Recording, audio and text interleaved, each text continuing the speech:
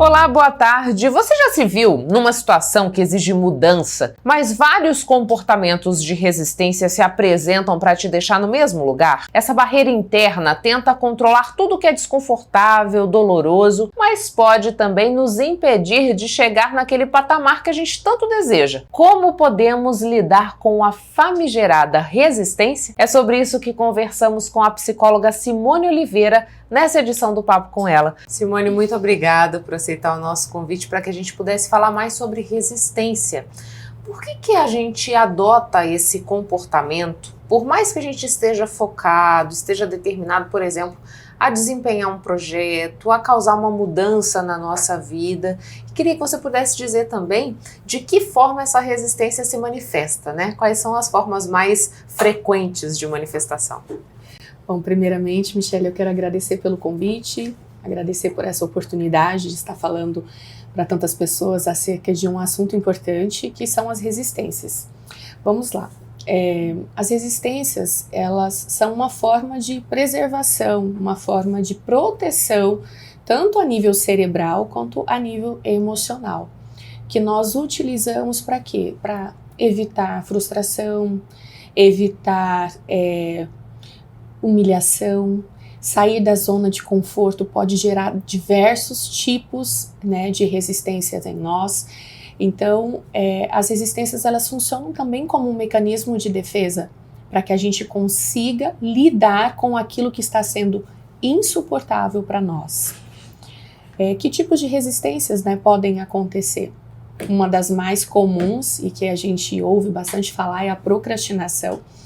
A procrastinação nada mais é do que aquele ato de eu evito fazer algo que eu estou determinada a fazer, mas eu escolho não ir fazer aquilo. A gente estava conversando aqui em off sobre questão de academia, por exemplo. Eu sei que eu preciso ir para academia, eu sei que isso vai me trazer benefícios, isso vai me trazer saúde, inclusive a nível mental, mas eu não vou. Eu escolho não ir. Eu procrastino nesse ir, né? Algo que é bom para mim. E a procrastinação, ela está relacionada a isso. Eu evito fazer algo que inclusive é até importante para mim, mas eu escolho não fazê-lo. Por quê? Por que às vezes focar num determinado projeto, elaborar algo que eu tenho que fazer, que pode me trazer sucesso, que pode me trazer benefícios e eu não quero fazer? Bom, a gente pode pensar sobre diversos tipos de coisas. Desde coisas mais leves, como eu não sei gerenciar o tempo, eu tenho dificuldade com agendas, eu tenho dificuldades em cumprir compromissos, eu estou sempre atrasado, por exemplo, até transtornos, como o TDAH, é muito característico no TDAH a gente ter a procrastinação, né? Mas e tirando isso? Bom, eu posso pensar como um comportamento de esquiva, porque eu tenho medo de falhar, eu tenho medo do fracasso, eu tenho medo de ser ridicularizado, eu tenho medo das renúncias que eu tenho que fazer para alcançar determinado objetivo. Então a zona de conforto, ela é agradável para mim, né? Então eu posso escolher simplesmente ficar nessa bolha e não fazer nada. Ser vencido pela resistência, no caso. Ser vencido pela resistência, exatamente. Você cita pra gente a procrastinação como a mais, talvez, falada e conhecida forma de resistência. Sim. Mas existem outras, Simone? Sim, existem. Nós podemos falar aí do isolamento. Isolamento que depois pode resultar num isolamento social, num isolamento mais profundo.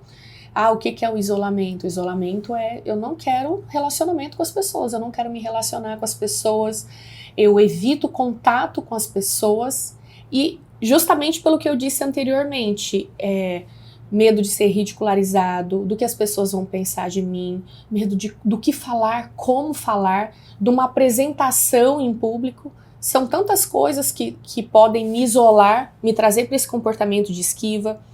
Nós temos a negação. O que é a negação? A negação é eu nego um fato que é real. Eu nego que eu não quero fazer determinada coisa. Eu nego que eu preciso fazer algo, né? O comportamento de negação, ele existem algumas situações que podem ter o comportamento de negação. Um mais conhecido é o luto. Eu nego que determinada pessoa morreu por aquela doença, ou eu não quero acreditar que aquela pessoa morreu, ou eu não quero acreditar que de repente até quando eu estava envolvida pode ter acontecido uma morte. Então é muito comum a negação, tanto em processos de luto, de separação, mas também eu posso negar que o meu parceiro é abusivo. Eu posso negar que eu tenho um relacionamento que me leva para a ruína, né? É um mecanismo de defesa. Por que eu utilizo isso?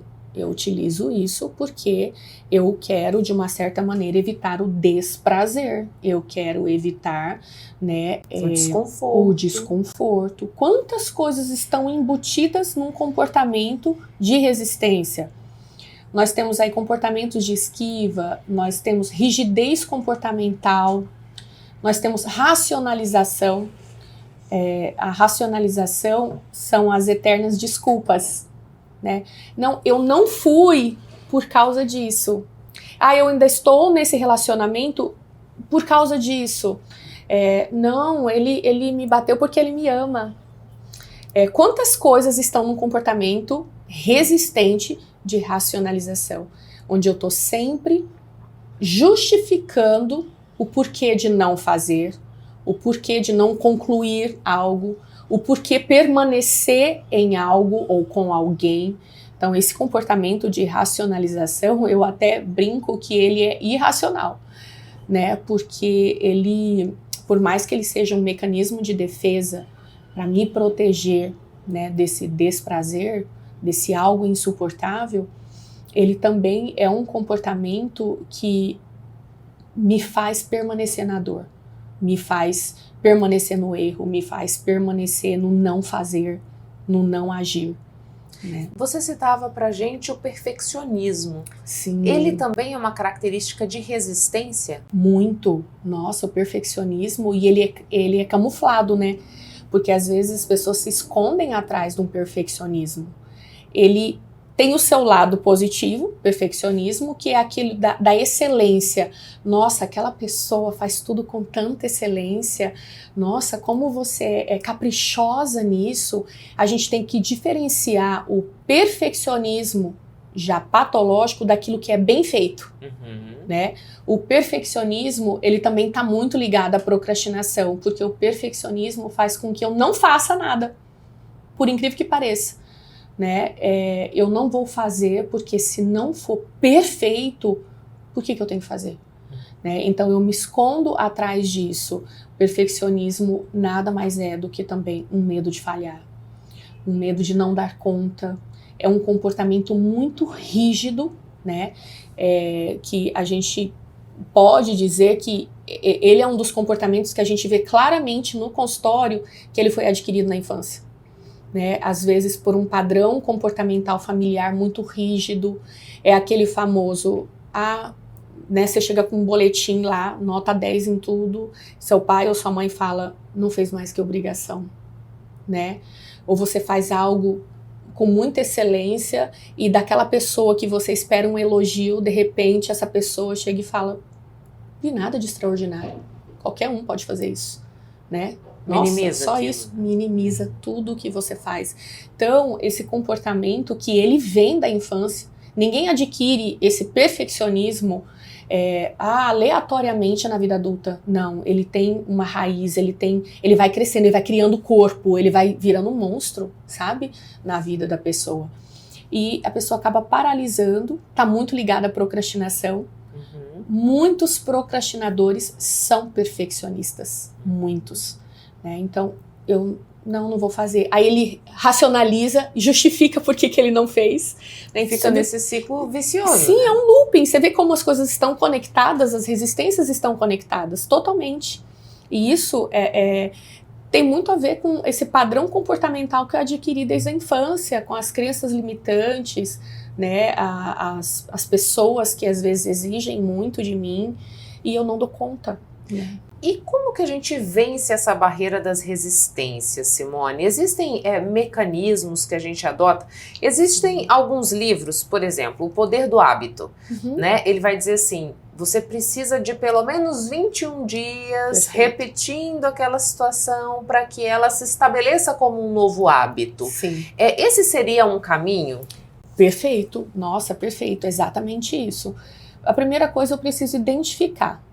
Eu preciso identificar quais são as minhas resistências, o que está me bloqueando, o que está me paralisando de ser feliz, de concluir projetos, de chegar aonde eu quero chegar. Segunda coisa, eu identifiquei, bom, agora eu preciso querer mudar. E esse segundo passo, ele é muito difícil, a mudança, né? Então, não, eu quero. Bom, então vamos lá, vamos começar com pequenos hábitos. A mudança de hábito, ela precisa ser gerada para haver uma mudança comportamental, de padrão comportamental. Então, eu não começo com algo estrondoso e grandioso. Eu começo com pequenas mudanças, pequenos hábitos todo dia. E se parabenizar, pegar e falar, nossa, eu fui hoje na academia, nossa, eu consegui resistir àquele doce, nossa, eu consegui resistir àquele namorado, aquela pessoa que vive me deixando para baixo. É todo dia, são em doses homeopáticas. Nenhuma mudança, ela começa com um grande salto. São pequenos degraus todos os dias. Se dar uma recompensa. E eu penso que uma grande recompensa é um elogio de si mesma. Não esperar nada de ninguém, né? É olhar e falar assim, cara, você conseguiu. Parar de buscar essa validação fora, né? Exatamente, né? Eu falo assim, eu consegui. Olha, eu fui pra academia, não consegui fazer 1 hora de treino, mas eu fiz 20 minutos. Uau, parabéns, você conseguiu. Nossa, ele ficou insistindo pra eu sair com ele ali, e eu falei não. Uau, mais uma vez eu consegui. Então, todo dia, né? Seja até na educação de um filho, pequenos hábitos, todo dia um pouquinho. Depois você vai ver como que o seu cérebro, ele gosta de rotina, como ele gosta dessa sua autovalidação, como ele fica feliz quando você conquista pequenas vitórias. Às vezes as pessoas acham que pequenas vitórias não têm valor nenhum. Eu já tive pacientes de esperar, assim, concluir um período de hábitos e falar, você viu quantas conquistas você teve? Você tá de parabéns. E a pessoa olhar e falar, meu Deus, eu fiz isso mesmo. Sim, você vem fazendo isso há dias, né? Então, autovalidação, não esperar nada de ninguém, pequenos hábitos, ter uma meta, mas ir concluindo ela por etapas, né? Eu não consigo acordar muito cedo. Bom, coloca para meia hora antes desse horário que você gostaria de acordar e deixa o celular longe para você ir lá e desligar o despertador, né? Quantas coisas pequenas a gente pode fazer diariamente para romper maus hábitos e adquirir um hábito que é positivo, né? Querer essa mudança. Mas Simone, eu falhei e agora parece que eu voltei para estaca zero. Não existe estaca zero quando você começa algo, né? Simplesmente comemore você mesmo aquele hábito que você conseguiu vencer, aquele não que você conseguiu dizer, né? E vá, errou hoje, caiu, se levanta. A diferença entre quem vai conseguir e aquele que vai falhar sempre é o levantar. Né, eu escolhi me levantar e não permanecer na zona de conforto, não permanecer caído, não permanecer deitado ou naquela relação ou naquela situação, é se levantar, né? E a gente vai conseguir chegar lá. E atrás de uma resistência pode estar escondido esse pote de ouro no fim do arco-íris que a gente tanto busca, né? Com certeza. Se eu entender que a resistência nada mais é do que aqueles medos, e a maioria dos medos são tão infantis, sabia, Michele? Tem tantos medos infantis, tantos medos que os meus pais colocaram na minha mente, que os meus amigos da infância, talvez com bullying, colocaram na minha mente. Quantos medos são de ordem infantil? E quando eu olho assim, e eu tiro aquela criança de 5, 6, 7, 8 anos, medrosa, apavorada com determinada situação, ou medo da rejeição, medo de não ser amado, de não agradar, quando eu olho para isso, eu falo, uau, eu posso gritar agora, eu posso fazer alguma coisa porque eu sou uma adulta e eu posso romper isso, eu posso amadurecer, eu posso crescer e eu posso vencer. É isso. É sobre isso. Muito obrigada pelas informações, Simone. Eu que agradeço. Obrigado pelo convite. Pessoal, precisamos falar de um assunto sério que é a violência contra a mulher. Nós sabemos que os casos de violência doméstica são altos e é por isso que o governo de Mato Grosso lançou o movimento MT por Elas. Se você sofre qualquer tipo de violência física, sexual, psicológica, moral ou patrimonial, saiba que não está sozinha. O programa Ser Família Mulher lançou esse movimento para dar um basta à agressão de milhares de mulheres por todos os lugares. Não podemos mais ignorar os gritos de dor e sofrimento. O governo de Mato Grosso está pronto para acolher qualquer mulher que esteja sofrendo algum tipo de violência. Denuncie 180. Em casos de emergência, ligue 190. Repetindo, denuncie 180. Em casos de emergência, ligue 190. Governo de Mato Grosso. A gente vai a um breve intervalo comercial e volta já. Não saia daí.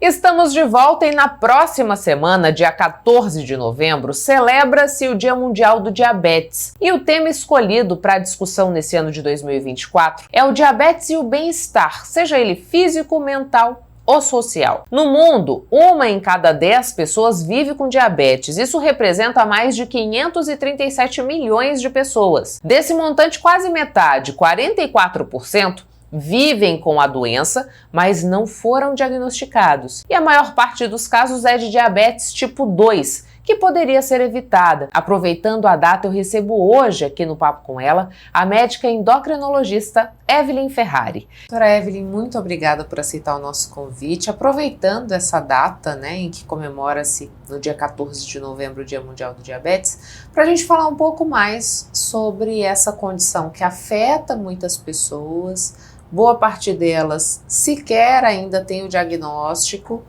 E qual que é o risco da gente estar numa condição em voo cego, assim digamos, né? O que ainda dificulta esse diagnóstico?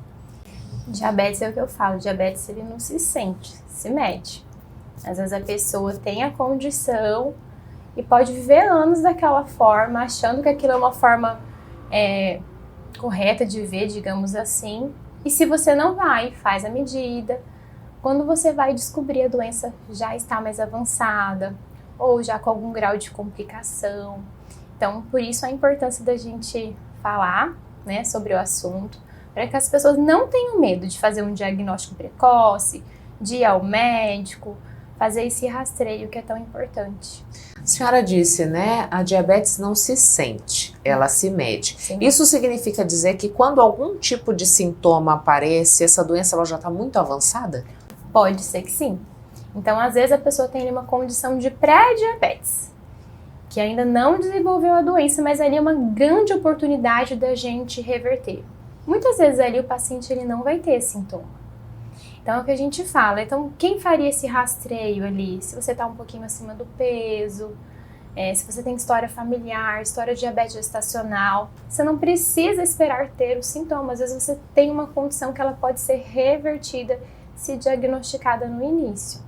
Boa parte dos casos de diabetes, eles acontecem em razão do estilo de vida que se adota, doutora? A gente fala que tem uma herança poligênica, então a pessoa ela vai herdar, né, esses genes e de acordo com o ambiente, o estilo de vida, o diabetes tipo 2, né, que é o mais comum que nós estamos falando, ele pode vir a desenvolver. Então tá tudo relacionado. Nesse ano, tem-se um movimento que visa trazer para essa discussão o bem-estar da pessoa com diabetes, né? A gente pode dizer que a partir desse diagnóstico, essa pessoa ela consegue ter uma qualidade de vida que garanta para ela bem-estar físico, social e mental? É possível, né? Só que eu falo que a maior dificuldade às vezes que o paciente tem é do enfrentamento do diagnóstico. Quantos pacientes eu atendo que não gostam nem de compartilhar que tem um diagnóstico, e sempre vai ter alguém que vai dizer, não, não come isso, não come aquilo. E aí, a ideia da doença vem sempre com esse lado negativo de que eu tenho que cortar muitas coisas. É claro que vai exigir uma mudança de estilo de vida. Não tem como eu ter diabetes e continuar consumindo açúcar, por exemplo. Mas, muitas vezes, o paciente que está ali, sedentário, corrido, com alimentação desregrada, eu falo assim, muitas vezes ele não conhece uma maneira diferente de viver. Ele acha que aquilo é o normal. E aí, quando a gente convida a ter uma nova perspectiva em relação a essa doença, de você olhar que não é tirar, não é só tirar. Incluir mais verduras, incluir atividade física, incluir o pilar movimento. A gente consegue promover esse bem-estar e, na verdade, trazer um pouco de esperança, né?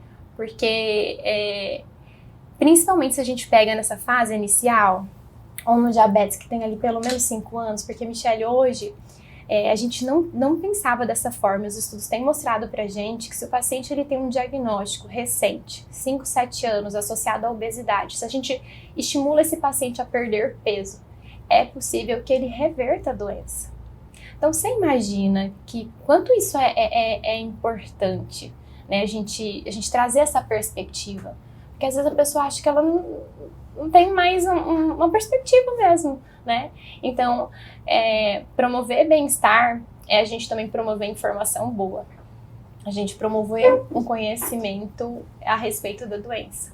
Não é tirar açúcar e comprar um açúcar de coco, que custa 5 vezes mais. Aí, às vezes, a população vai falar assim, gente, mas não é possível pra mim, eu não consigo comprar um açúcar de coco. Não, é cortar açúcar, é incluir verdura, é se movimentar. Então, promover o bem-estar físico, mental, né? Porque isso está tudo relacionado. Essa é a ideia. E me diz uma coisa, doutora, a senhora trouxe uma informação que até então eu não achava possível, que é a reversão do quadro do diabetes, né? Achava que no pré-diabetes era possível, mas no diabetes não tinha retorno. Isso se dá nessa parcela em que o diagnóstico acontece nesse intervalo de 5 a 7 anos? 5 a 7 anos relacionado à obesidade. Então, a gente hoje tem um estudo, que é um estudo grande, chamado DIRECT, já bem consolidado, onde ele mostra que se o paciente ele perder peso, é possível que ele reverta. Mas é importante a gente dizer que a gente não fala em cura, nós estamos falando em reversão, porque se aqueles hábitos que o paciente passou a adotar, se voltar, né, a ganhar peso e provavelmente a doença volta. Então, uma reversão, ainda não temos a cura, mas é um caminho. Já é um passo gigante, né? Porque enorme, se eu consigo ter uma mudança de vida, eu consigo manter essa reversão. E aí, muitas vezes, é o que eu falo, a pessoa tá ali achando que aquela vida que ele tem é normal. Mas assim, mas ele não conhece uma maneira diferente de viver. Quando você começa a mudar seu estilo de vida, dormir bem, comer melhor, você fala, nossa, aquele sono que eu tinha após o almoço, aquela preguiça, eu tô mais disposto. E aí, às vezes, nessa fase inicial, não é tão claro os sintomas, como eu tô dizendo. Às vezes é uma coisa muito sutil, às vezes tem a ver com esse estilo de vida, com essa qualidade. E a gente vai conseguindo, quando a gente melhora, o paciente consegue colocar essas coisas, a gente consegue promover o bem-estar e o controle da doença. Doutora, agora, se eu tenho um quadro de diabetes descontrolado, né? Quais são as implicações que esse indivíduo terá? Se eu tenho uma resistência no tomar a medicação de forma adequada, sim, no adotar novos hábitos de vida, no fazer essa reeducação alimentar, quais são os prejuízos que eu posso ter? O que é muito conhecido são as complicações que a gente chama de microvasculares, onde a gente pode ter uma alteração da visão, a gente pode ter alteração da função renal, o quadro de neuropatia. Isso realmente pode acontecer, mas poucas pessoas sabem que uma das maiores... O que as pessoas mais morrem hoje em dia? Doença cardiovascular, infarto e AVC. Então, um dos maiores riscos que esse paciente tem com diabetes descompensado, que gera uma inflamação no organismo, é o risco de evoluir para esses eventos. Então, eu posso dizer que quem tem diabetes e não se cuida pode ter cegueira, problemas renais e, acima de tudo, problemas que envolvam o coração. coração e o cérebro. E olha que legal a gente divulgar, a gente está aqui falando sobre isso, porque hoje nós temos medicações que, além da gente tratar o diabetes, a gente protege o coração, a gente protege o rim. Inclusive, Michele, medicações que pacientes acima de 40 anos, eles conseguem através da farmácia de alto custo. Então, hoje em dia, nós estamos caminhando para novas opções terapêuticas, que ampliam muito, traz bastante segurança para o paciente, e a gente não tem mais só um olhar só para a glicemia. Eu trato a glicemia do meu paciente, mas eu também protejo o coração, eu também protejo o rim com um comprimido. Só que, é claro, o remédio, eu falo, ele remedia. A base do tratamento do diabetes é o estilo de vida. É como você come, é como você dorme, como você se relaciona, porque tá tudo ligado. Homens ou mulheres acabam sendo mais acometidos? Existe essa estatística? Em geral, os homens. Os homens? E isso justifica-se pelo hábito de vida? Na verdade, os homens procuram menos assistência, né? A mulher, querendo ou não, ela tá ali, sempre tem, pelo menos o ginecologista uma vez ao ano. A gente tem esse hábito, né? Esse hábito. O homem, geralmente, ele faz o diagnóstico, eu diria que o homem geralmente faz um diagnóstico mais tardio do que as mulheres. Uhum. A mulher, geralmente, ela consegue fazer esse rastreio de forma mais precoce. Aqui a gente está falando do diabetes tipo 2, que é o adquirido. Exatamente. Né? Quais são os outros tipos de diabetes que a gente tem? Na verdade, nós temos vários tipos. O diabetes gestacional, o diabetes monogênico e o diabetes autoimune, que geralmente que é o diabetes tipo 1 que nós falamos. Também diabetes desencadeado por medicações, mas basicamente assim, os mais conhecidos é o diabetes tipo 1 e o diabetes tipo 2. No diabetes gestacional, doutora, essa mulher, ela consegue reverter esse quadro ou pode ser uma condição que se estabelece dali para frente? O grande desafio na mulher que descobre o diabetes na gestação, porque existem duas coisas, né? Aqui eu vou falar exclusivamente do gestacional, naquela mulher que não tinha o diabetes antes e que naquela gestação foi lá, fez a glicemia, deu alterada. Essa mulher, ela tem uma chance aumentada em 50% de desenvolver o diabetes na vida futura. Mas 90% dessas mulheres vão controlar só com a alimentação. E se ela adotar um estilo de vida saudável, saber dessa condição, fazer o rastreio depois, provavelmente ela não vai desenvolver. Mas tem a ver com esse estilo de vida, né? A sua gestação, ele vai reverter, mas se essa mulher ganhar peso, não se cuidar, pode ser que ela tenha um risco realmente aumentado de vir a ter o diabetes. Sempre a medicação que é prescrita para esse paciente diabético, ela precisará ser mantida até o fim dessa história, seja ela comprimido ou insulina? Então, se a gente não tiver naquele perfil que eu te contei, né, que eu te falei daquele paciente com diagnóstico recente, geralmente está acima do peso, perdeu peso, reverteu. Às vezes aquele paciente a gente consegue descer o degrau da medicação, né? Porque antigamente a gente fazia o tratamento em degraus. O paciente vinha com diabetes, eu começava com 1, o paciente voltava, começava com 2, ia progredindo medicação. Hoje a gente entende que nós precisamos ser mais invasivos, digamos assim. Entrar como terapia, às vezes, 2, 3 remédios de cara. Se a gente controla, o paciente melhora, a gente regride. Mas tudo depende dessa outra base do tratamento, né? Que é a alimentação, que é a atividade física. Então, assim, é possível, sim, eu descalonar a medicação. Mas é bem provável que se o paciente não mudar estilo de vida, acontece o contrário, né? Ao invés de eu descalonar, a gente sabe que a gente vai realmente só progredindo, até podendo chegar no uso de prescrição de insulina. Agora, o que a sua experiência nos traz, né? O paciente que é diabético, ele consegue promover essa mudança de hábito ou é mais frequente a gente ver uma resistência nesse processo? Porque assim, eu brinco, né? Eu fui fazer um check-up cardiológico e a médica me perguntou assim, você tem diabetes? Falei assim, não. Aí eu falei, mas faço uma alimentação assim porque em casa eu tenho diabético. Ela falou assim, eu vou adivinhar, você segue a dieta e ele não. Eu falei assim, pois é, doutora. Ela, eu tô para conhecer um diabético que não seja teimoso. Então, nessa perspectiva, de uma forma mais leve, mas pra gente entender, né? Existe uma resistência? Existe. E um dos hábitos que eu sempre brinco, que é muito comum, seja no atendimento do SUS, que eu já trabalho no SUS, tanto no meu consultório privado quanto no SUS, tem um hábito que é comum em todos eles. Assim, eu diria que 90% ainda continua fazendo. Tomar um cafezinho com açúcar. Acha que é inofensivo, né? Doutora, mas é só um pouquinho. Aí eu gosto de falar assim, olha, pensa numa caixa d'água cheia de água, uma caixa d'água cheia.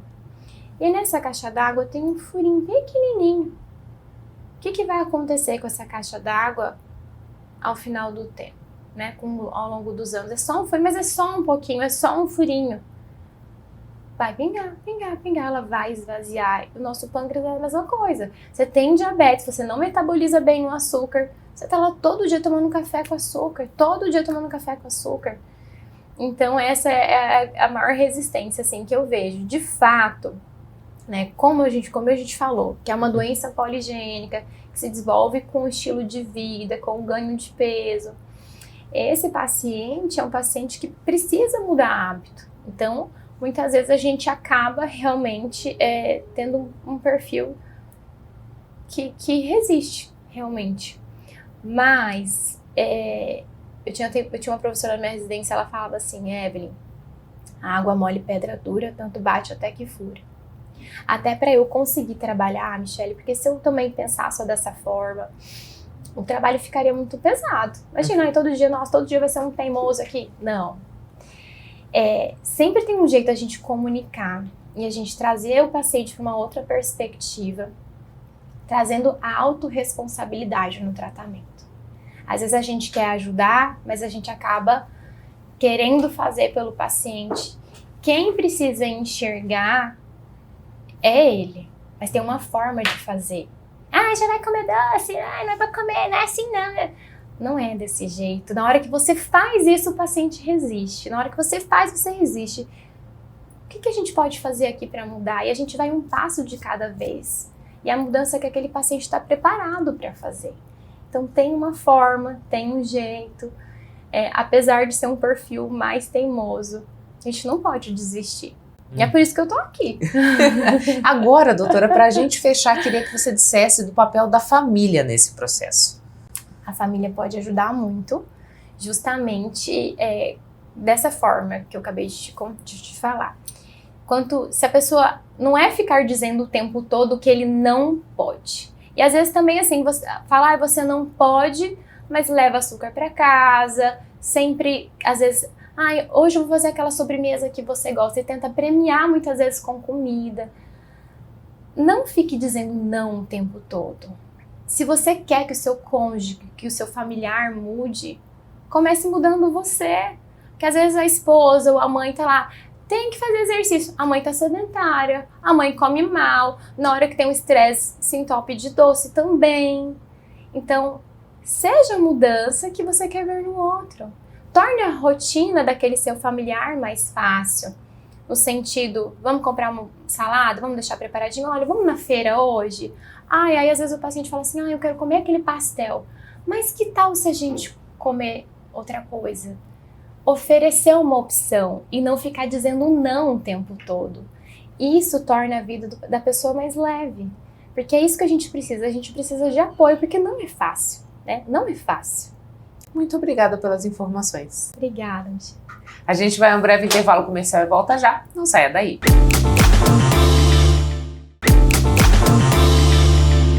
Sabe, todo esse conteúdo que a gente produz aqui no Papo com Ela, ele fica disponível também no YouTube para você ver e rever sempre que quiser. Para isso eu te faço um convite, venha fazer parte do nosso canal. Você ainda não está inscrito ou inscrita no YouTube? Então fica o meu pedido, inscreva-se, porque assim você não perde nenhum assunto do Papo.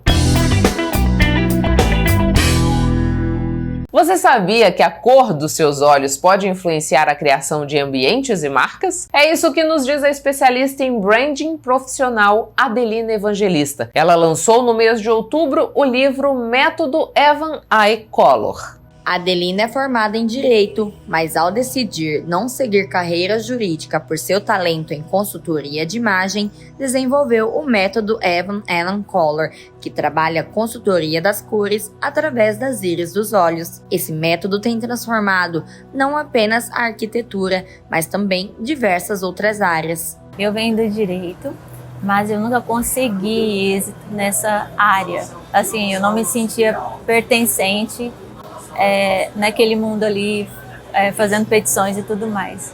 Eu sempre gostei muito de roupas. Eu fui a primeira blogueira da minha cidade em 2011. Eu viajava muito, postava muito sobre moda. Sempre busquei muito essa coisa de ser modelo, artista, fiz muitos cursos. Então eu descobri a consultoria de imagem em 2011. E me apaixonei. Então eu comecei a perceber que o ser humano ele era mais complexo no sentido das cores, mas ao mesmo tempo era tudo muito mais óbvio quando eu usava as cores que pertenciam a ele, entende?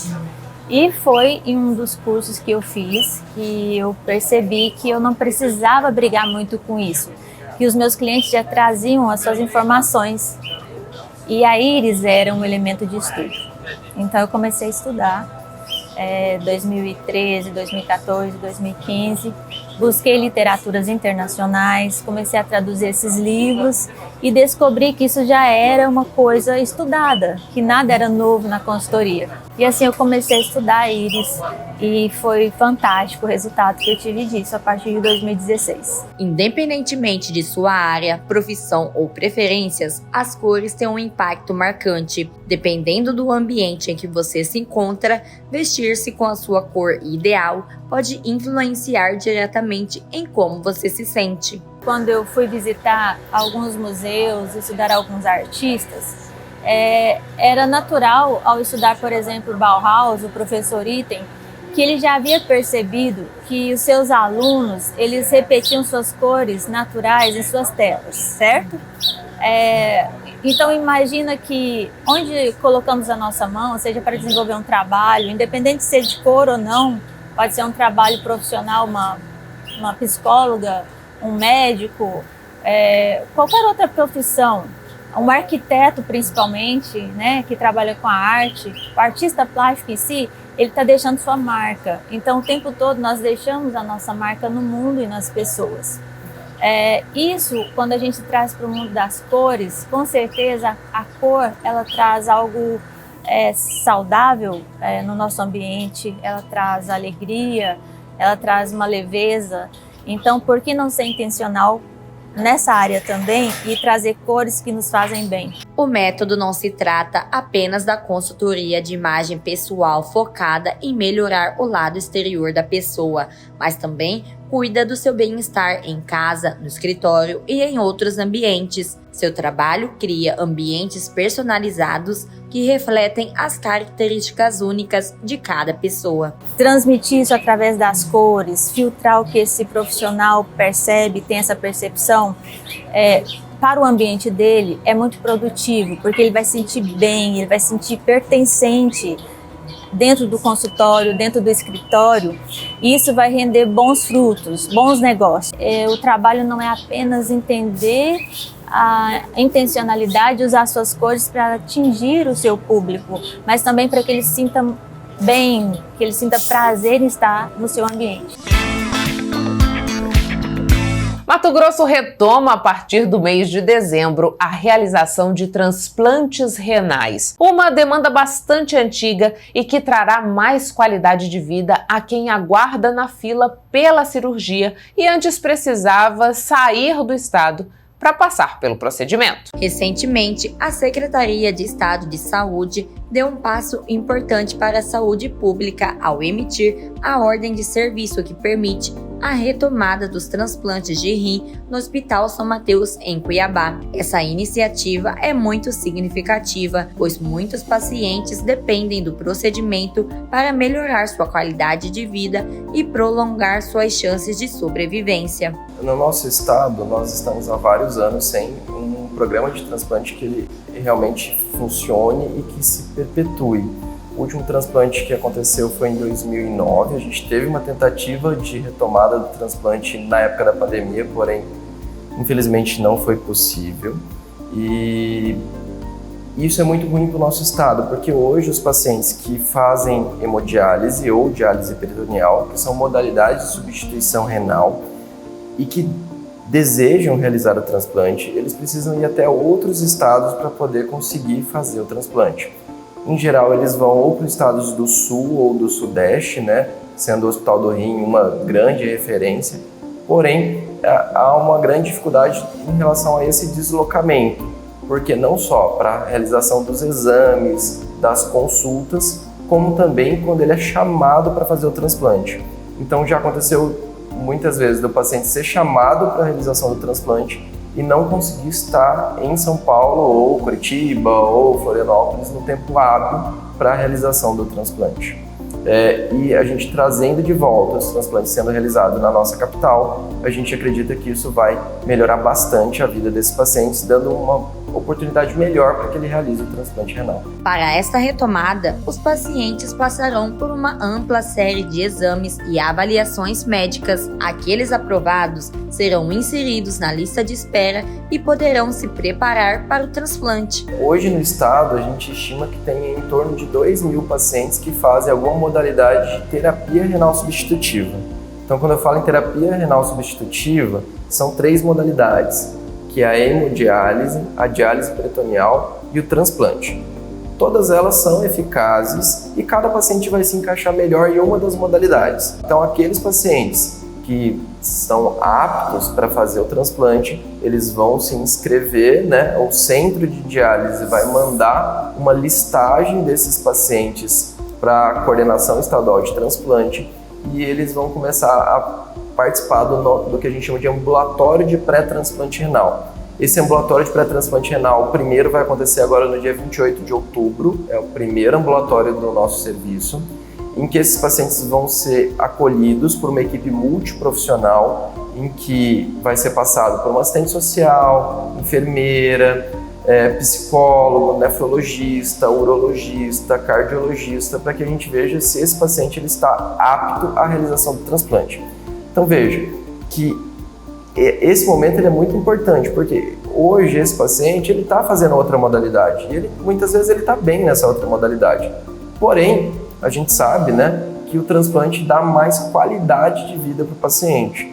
Então, ele vai passar por uma equipe multi e se ele tiver condições de realizar o transplante, ele vai ser colocado em fila de espera para que esse transplante ocorra. Apesar do planejamento detalhado dos transplantes renais, os profissionais passarão por treinamentos específicos para assegurar que todo o processo ocorra com sucesso e segurança. A nossa contratualização com o Estado é de até 120 atendimentos mês nesse momento do pré-transplante e de até 6 transplantes por mês, sendo 5 de doador falecido e 1 de doador vivo.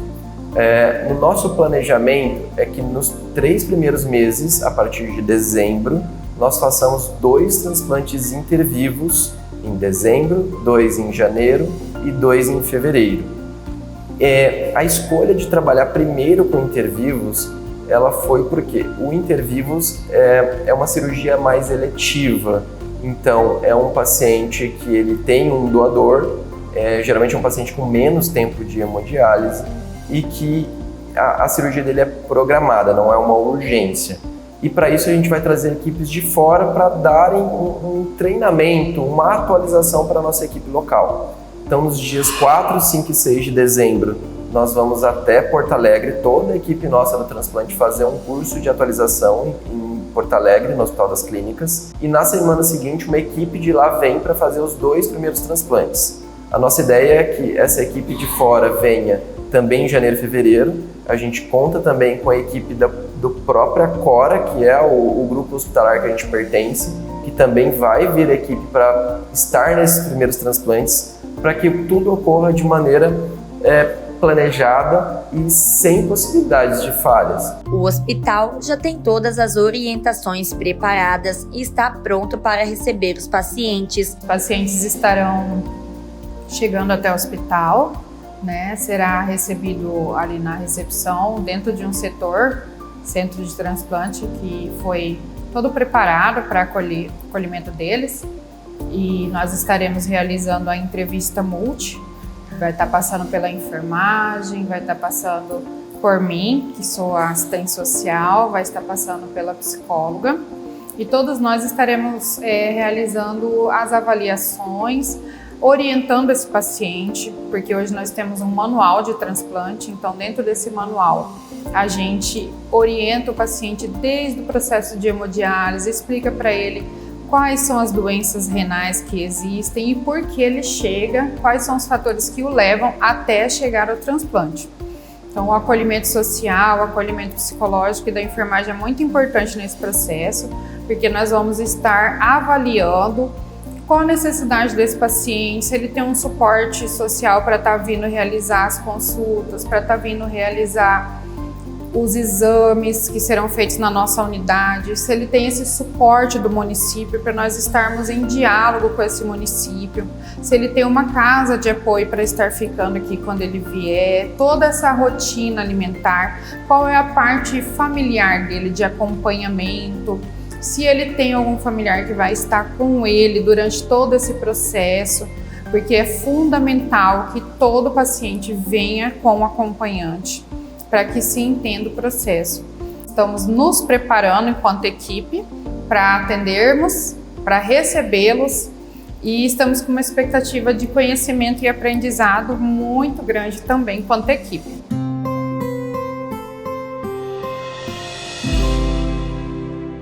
Hoje o Papo Poesia é protagonizado pelo imortal Flávio Ferreira, ocupante da cadeira 35 na Academia Mato Grossense de Letras. E o texto escolhido para declamação foi Viola de Inhossati, o do livro de poemas Paixão Pantaneira, de sua própria autoria. Vovô, toca pra gente, pede o menino a Inhossati.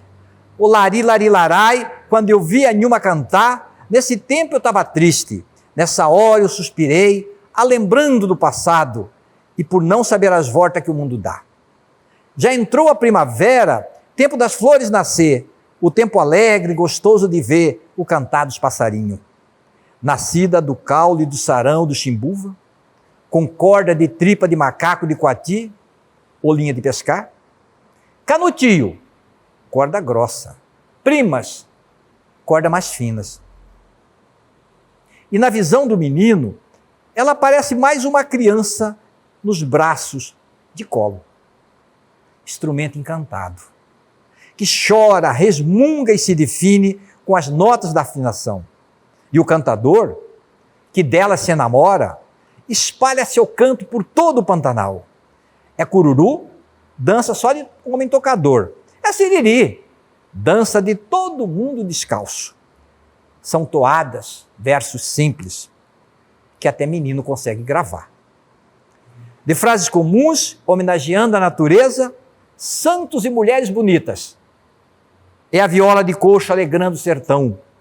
É sertanejo feliz, cantando o seu canto com o coração. Com essa delícia de declamação, a gente chega ao fim de mais uma edição do Papo com Ela. Eu agradeço a você que ficou com a gente até esse momento e é sempre uma honra poder contar com a sua companhia. Mas antes de ir embora, como de costume, eu vou te fazer um pedido. Não segue ainda o Papo com Ela? Siga lá as nossas redes sociais, a gente está no Instagram, no Facebook, se inscreva no nosso canal no YouTube e lembrando que você pode também nos ajudar a produzir o programa. Me conta, o que você gostaria de assistir aqui no Papo com Ela? Você pode mandar sugestões pelas nossas redes sociais ou por esse e-mail que aparece na tua tela. Eu aguardo a sua participação. Tenha um excelente fim de semana, sexta que vem a gente está de volta e espero contar com a sua companhia novamente. Um beijo e até lá!